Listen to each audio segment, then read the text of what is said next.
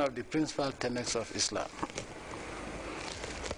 I appreciate the recent show of solidarity with my government, which, as I said earlier, symbolizes the patriotic disposition of Gambians.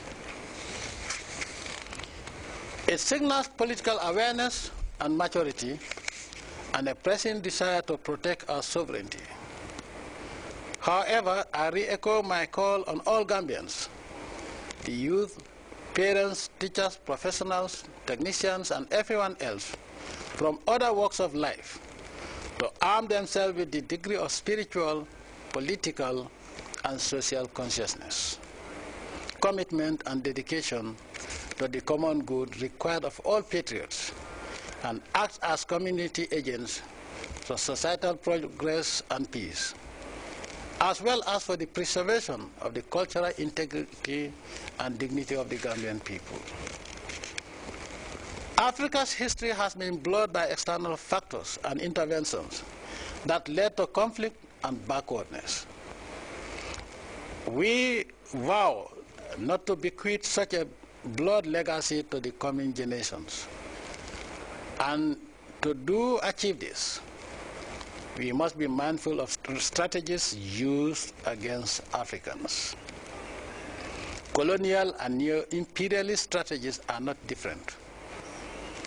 To dominate a people, the trick is to divide them, weaken them, control their frameworks and apparatuses, dissipate their resources, render their institutions dysfunctional, and define their reference points. Let me repeat that. To dominate a people by the West, the trick is to divide them, weaken them, control their frameworks and apparatuses, dissipate their resources, render their institutions dysfunctional, and define their reference points.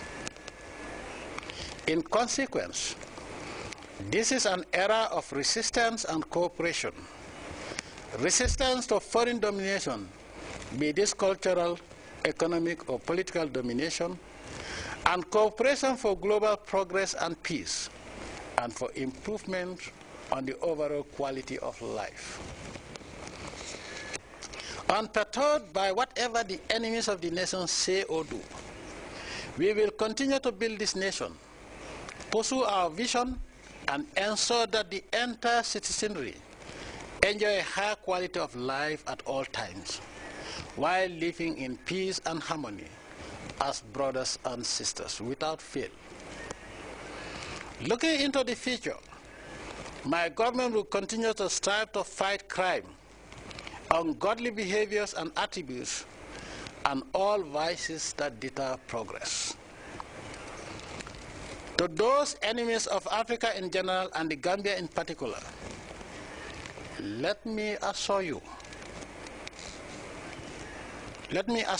that you will always fail by the grace of the Almighty Allah. And if you make the little mistake of setting your feet on Gambian soil, you will regret why you were born, without fail. Let me repeat for the purpose of clarity.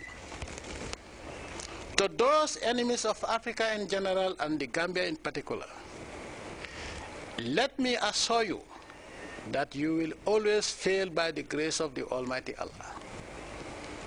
And if you make the little mistake of setting your feet on Gambian soil, you will regret why you are born without fail.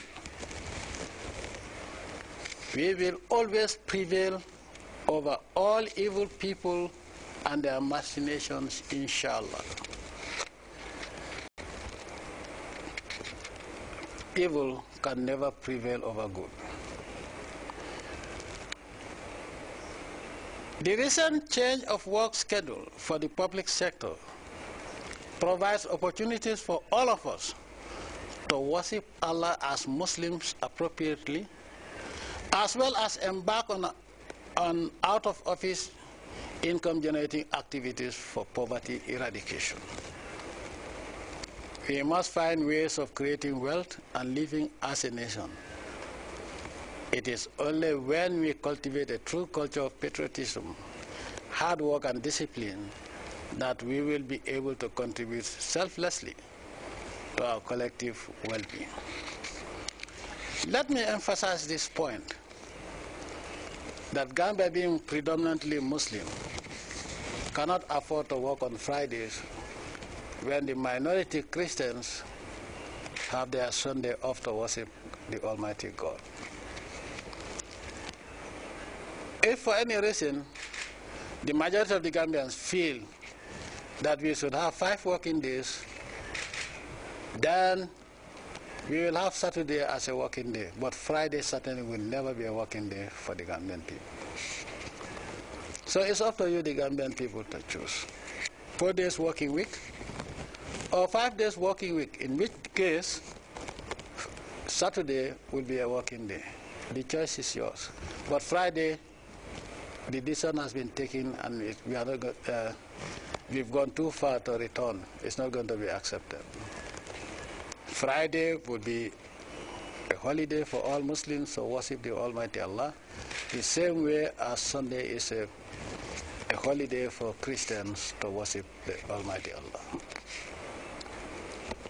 Distinguished viewers and listeners, as President of this country, I promise you better days, bigger projects, and a brighter future, inshallah. In return, I call on you to be more vigilant and work closely with government to achieve our individual and collective national objectives and aspirations. At this juncture, I pay a solemn tribute to all the visiting heads of state, illustrious dignitaries, and other distinguished personalities in our midst.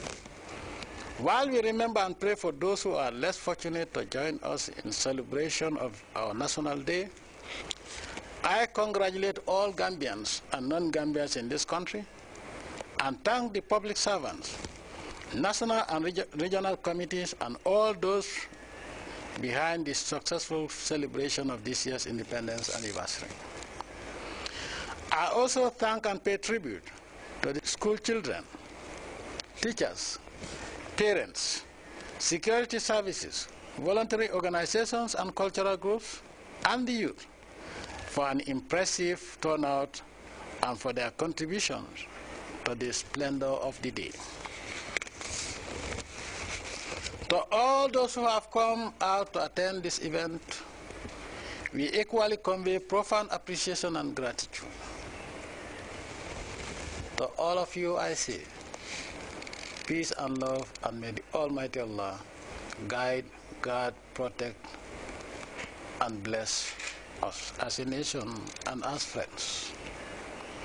May the Almighty Allah guide us to a quick and decisive victory over poverty, and may He help us to transpose our nation into the prosperous entity we aspire to. May we become an economic superpower sooner rather than later. Long live the Gambia. Long live all patriotic Gambians. Long live the African people. Long live Pan-Africanist people that stand in defense of Africa. I thank you all for your kind attention. Happy Independence celebration. Ajarama.